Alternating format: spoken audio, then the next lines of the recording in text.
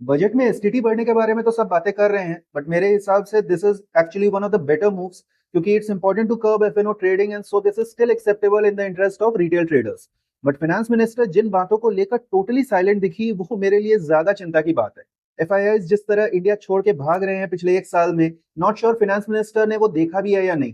कोई रियायत नहीं दी गई कैपिटल गेन्स टैक्सेस में, जो बहुत हैरान करने वाली बात है। In my opinion long term capital gains tax should not even exist, और शॉर्ट टर्म गेन्स पे 20% is just too high. 5% LTCG पे एंड 10% एसटीसीजी पे is the maximum acceptable capital gains tax rates. But ये सरकार तो इनको कम करती दिख नहीं रही। जिस समय इन्होंने सेक्शन 80C के डिडक्शंस को न्यू टैक्स रेजिम से हटाया, उसी समय लगा था कि ये कैपिटल मार्केट इन्वेस्टमेंट्स एंकरेज नहीं करना चाहती। फिर एलटीसीजी लगा एंड फर्दर इंक्रीज हुआ, तो समझ में आया कि इनको इन्वेस्टर्स के प्रॉफिट से भी प्रॉब्लम है। फिर जब इन्होंने एग्जेम्पशन लिमिट्स को तो बढ़ाया, बट कैपिटल गेन्स को इससे बाहर रखा, तब ये फीलिंग और भी स्ट्रांग हो गई। एंड अब तो ये बात पक्की हो गई है कि दिस गवर्नमेंट थिंक्स कि investment income is like a lottery income which should be penalized. अगर ऐसे ही चलता रहा ना, तो फॉरेन इन्वेस्टर्स तो छोड़िए, इंडियन इन्वेस्टर्स भी कैपिटल मार्केट्स में इन्वेस्ट करना छोड़ देंगे। बट बेचारे जाए भी कहाँ, एफडी के रेट्स भी तो 6% पे ला दिया इन्होंने। Overall it's very disappointing to say the least.